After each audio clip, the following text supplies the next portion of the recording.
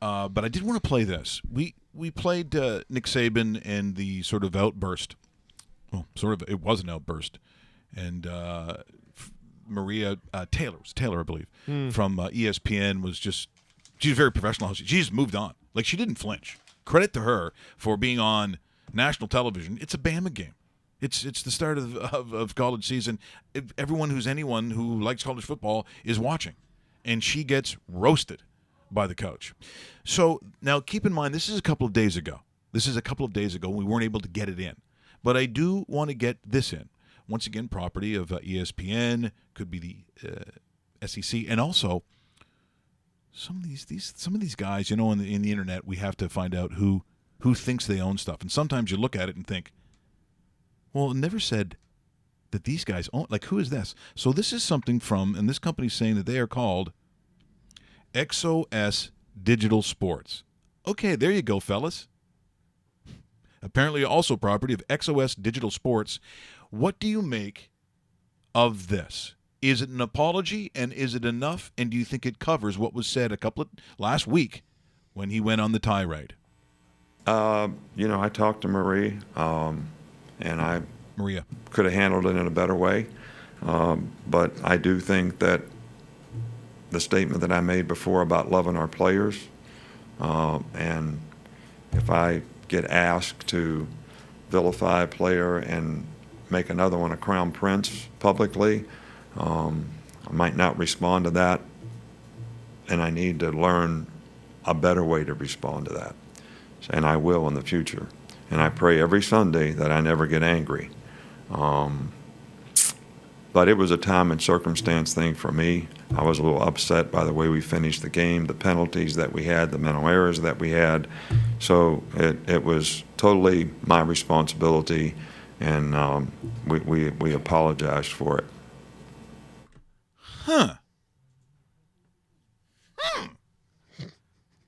That's an apology? Number one, it's Maria. Okay. But he goes back to his initial feelings, and he uses the word vilify. That somehow, in that moment, in that interview, that she was asking him to sort of denigrate, to put one of the quarterbacks in a negative light. She never did that. Her question really was, so what did you get from tonight from both quarterbacks? That's a very fair question. That was a fair question. But he goes back to a point. Remember when Mike Gundy went off? I'm a man. I'm 40. But the reason for that, whether you liked it or not, in that particular case, I liked it. It's just one of the reporters was writing specifically about a quarterback and more than just football. That his mom would come into the practices or after and have sandwiches and give him his mom would bring him lunch, if you want to put it that way, in the parking lot of the stadium. Like all these things that really had nothing to do with football, but was sort of taking this angle on what this reporter felt were the problems that the quarterback was having, and he said enough is enough. The things that were said in that, he took issue with it, pointed the reporter out. Said, why don't you come after me? I'm a man. I'm 40. I still like that. As much as some people might have thought I was over the top, I'm from a family of coaches. Trust me, my dad's not like that. I'm like that. What you saw at the beginning of the show, that's you. That's me at football practice when one guy fools around too much, when one guy takes his helmet off, or there's a tickle fight, or someone's got a phone they're not supposed to. That is Coach Richards. That's what you saw. And everyone is running. Trust me, a long time. That practice become as less fun. And some guys don't like the practice, some guys do, but that would not be a fun practice. But I look at that, and I think to myself, he's reading out that story. That's not an apology. No. And see, the other thing, too, is to the defense of Nick Saban, he's only 66 years old. He hasn't been in the sport for that long, and he doesn't have a lot of experience at the college and pro level in the United States. So it's a learning curve for him as well. And I'm sure that, once he gets to an older age where he's been around the game a little longer. More mature, more seasoned. Yeah, he'll handle that sort of situation that he's never been under, because he's never been part of like a program that's been number one for like 25 years or anything like that. And a program that's been known to be, maybe he doesn't know about the Bear. I mean, rarely on national television, not really used to reporters coming onto the field and talking to him after a game or anything anything like that. So he's up on Saban a little bit. Good points, Dave. Thanks, bud. Really?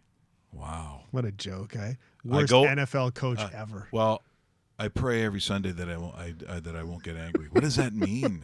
Is that you're bringing God into it now? Like, see, that's what makes me feel uncomfortable. And then at the very end, we apologize. Who's the we? Yeah. Was an assistant coach behind him going, yeah, that's right. That's right.